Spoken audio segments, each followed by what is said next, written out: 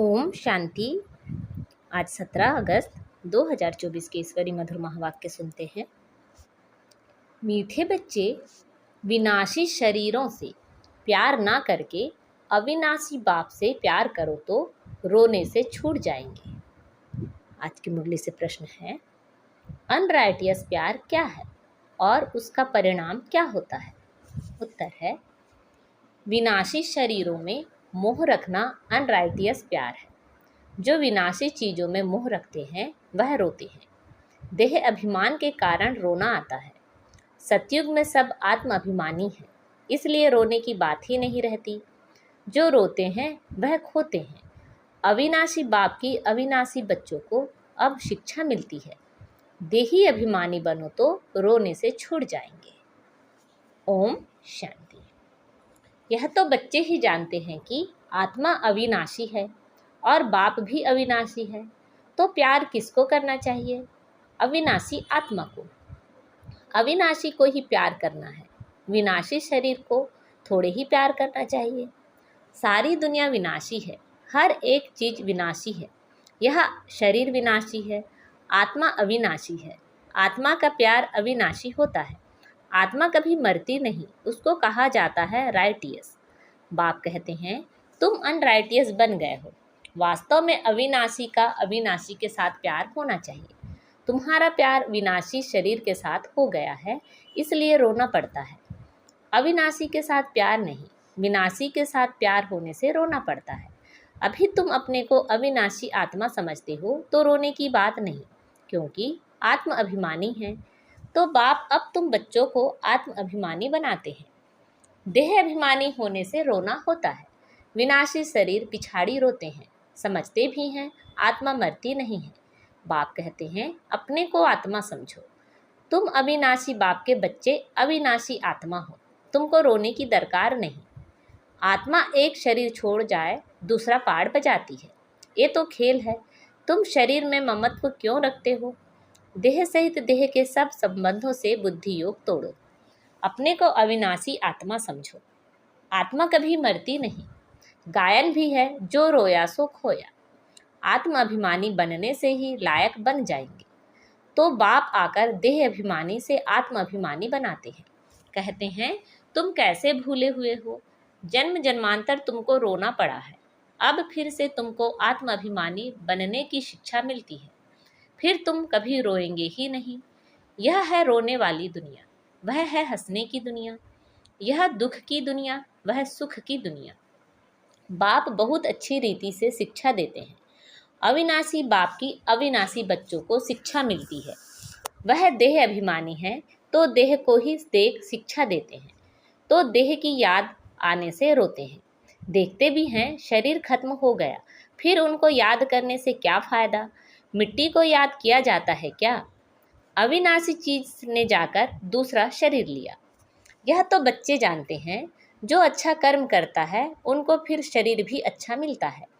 कोई को खराब रोगी शरीर मिलता है, वह भी कर्मों अनुसार है। ऐसा नहीं कि अच्छा कर्म किया है तो ऊपर चले जाएंगे, नहीं, ऊपर तो कोई जा नहीं सकते। अच्छे कर्म किए हैं तो अच्छा कहलाएंगे, जन्म अच्छा मिलेगा। फिर भी नीचे तो उतरना ही है। तुम जानते हो कि हम चढ़ते कैसे हैं।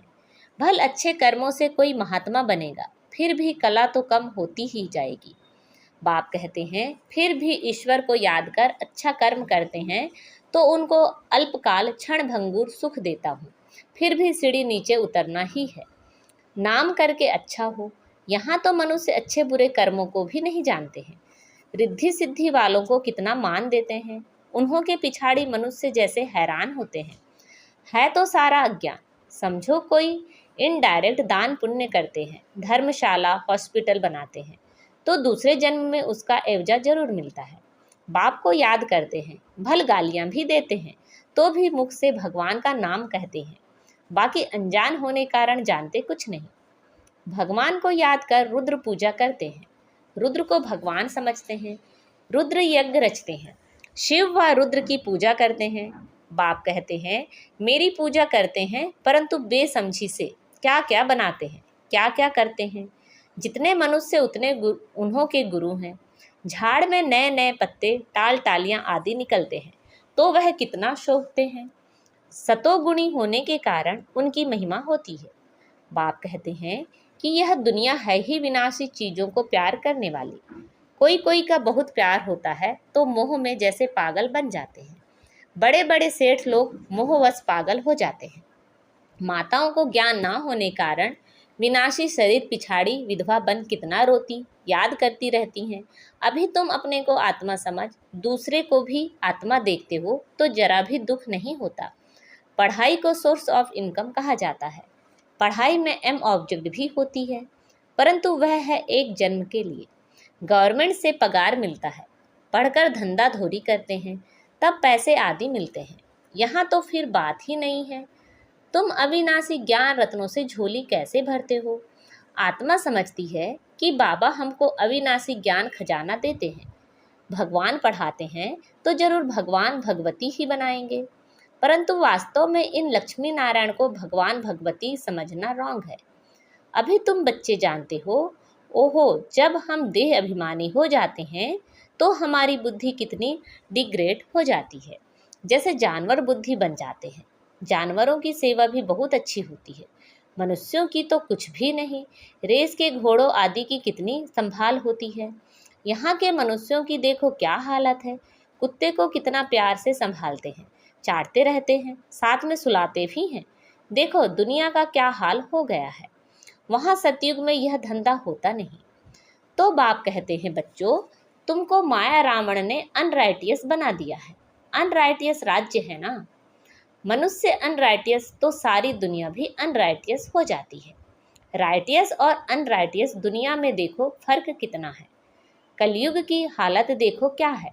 मैं स्वर्ग स्थापन कर रहा हूँ तो माया भी अपना स्वर्ग दिखाती है, टेम्पटेशन देती है। आर्टिफिशियल धन कितना है, समझते हैं हम यहाँ ही स्वर्ग में बैठे हैं। स्वर्ग में थोड़े ही इतने ऊंचे 100 मंजिल के मकान आदि होते हैं। कैसे कैसे मकान सजाते हैं। वहाँ तो डबल स्टोरी के भी मकान नहीं होते। मनुष्य ही बहुत थोड़े होते हैं। इतनी जमीन तुम क्या करेंगे। यहाँ जमीन के पिछाड़ी कितना लड़ते झगड़ते हैं, वहाँ सारी जमीन तुम्हारी रहती है। कितना रात दिन का फर्क है। वह लौकिक बाप, यह पारलौकिक बाप है। पारलौकिक बाप बच्चों को क्या नहीं देते हैं। आधा कल्प तुम भक्ति करते हो। बाप साफ कहते हैं इनसे मुक्ति नहीं मिलती है, अर्थात मेरे से नहीं मिलते। तुम मुक्ति धाम में मेरे से मिलते हो।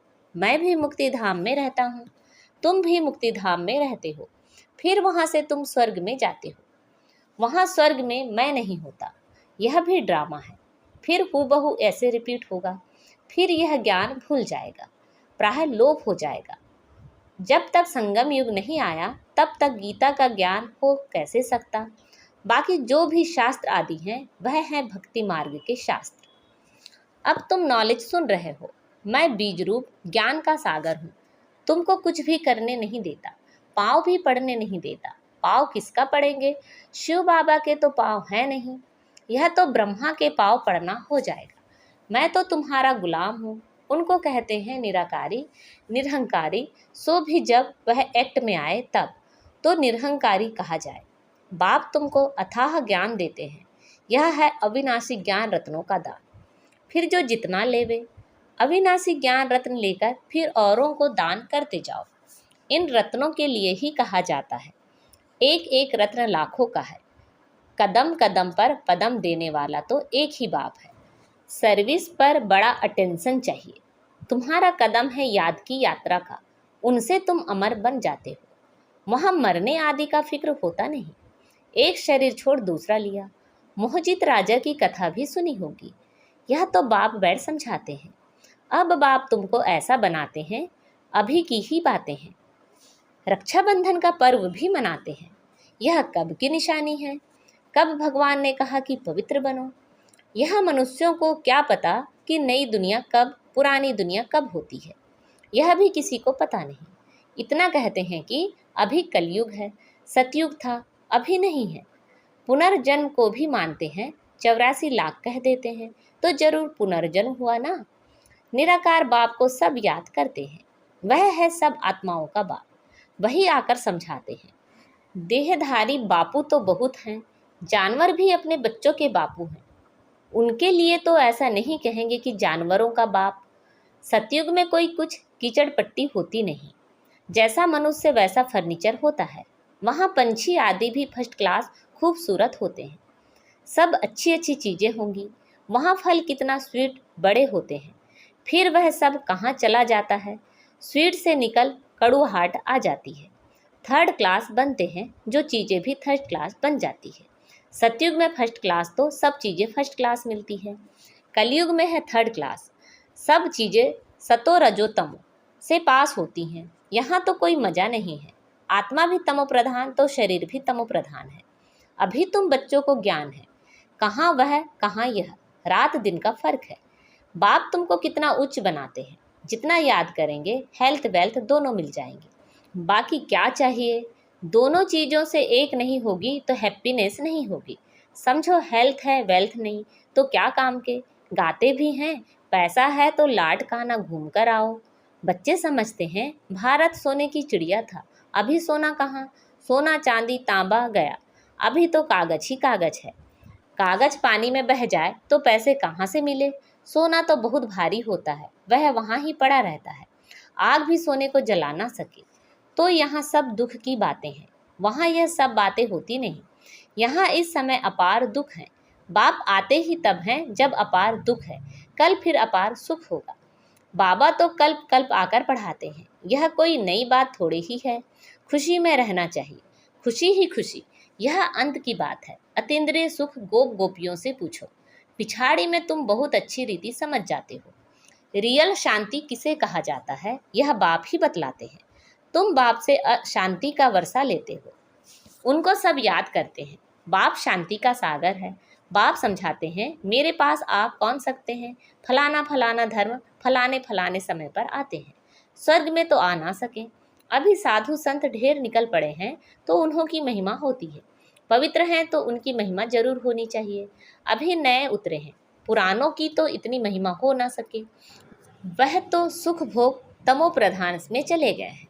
कितने ढेर गुरु किस्म किस्म के निकलते जाते हैं। इस बेहद के झाड़ को कोई जानते नहीं है। बाप समझाते हैं कि भक्ति की सामग्री इतनी है जितना झाड़ फैला होता है, ज्ञान बीज कितना थोड़ा है। भक्ति को आधा कल्प लगता है। यह ज्ञान तो सिर्फ एक अंतिम जन्म के लिए है। ज्ञान को प्राप्त कर तुम आधा कल्प के लिए मालिक बन जाते हो। भक्ति बंद हो जाती है, दिन हो जाता है। अभी तुम सदाकाल के लिए हर्षित बनते हो। इसको कहा जाता है ईश्वर की अविनाशी लॉटरी। उसके लिए पुरुषार्थ करना पड़ता है। ईश्वरी लॉटरी और आसुरी लॉटरी में कितना फर्क होता है। अच्छा, मीठे मीठे से खिलाते बच्चों प्रति माता पिता बाप दादा का याद प्यार और गुड मॉर्निंग। रूहानी बाप की रूहानी बच्चों को नमस्ते। हम सब रूहानी बच्चों की रूहानी माता पिता बाप दादा को याद प्यार गुड मॉर्निंग और नमस्ते। आज की मुरली से धारणा के लिए मुख्य सार हैं। तुम्हारे याद के हर कदमों में पदम है, इससे ही अमर पद प्राप्त करना है। अविनाशी ज्ञान रत्न जो बाप से मिलते हैं उनका दान करना है। आत्म अभिमानी बन अपार खुशी का अनुभव करना है। शरीरों से मोह निकाल सदा हर्षित रहना है। मोहजीत बनना है। आज बाबा ने हमें वरदान दिया है, हर घड़ी को अंतिम घड़ी समझ सदा रूहानी मौज में रहने वाली विशेष आत्मा भव। हर घड़ी को अंतिम घड़ी समझ सदा रूहानी मौज में रहने वाली विशेष आत्मा भव। संगम युग रूहानी मौजों में रहने का युग है, इसलिए हर घड़ी रूहानी मौज का अनुभव करते रहो। कभी किसी भी परिस्थिति या परीक्षा में मूंझना नहीं, क्योंकि यह समय अकाले मृत्यु का है। थोड़ा समय भी अगर मौज के बजाय मूंझ गए और उसी समय अंतिम घड़ी आ जाए तो अंतमति सो गति क्या होगी। इसलिए एवर रेडी का पाठ पढ़ाया जाता है। एक सेकंड भी धोखा देने वाला हो सकता है, इसलिए स्वयं को विशेष आत्मा समझकर हर संकल्प बोल और कर्म करो और सदा रूहानी मौज में रहो। आज का स्लोगन है, अचल बनना है तो व्यर्थ और अशुभ को समाप्त करो। अचल बनना है तो व्यर्थ और अशुभ को समाप्त करो। अच्छा, ओम शांति।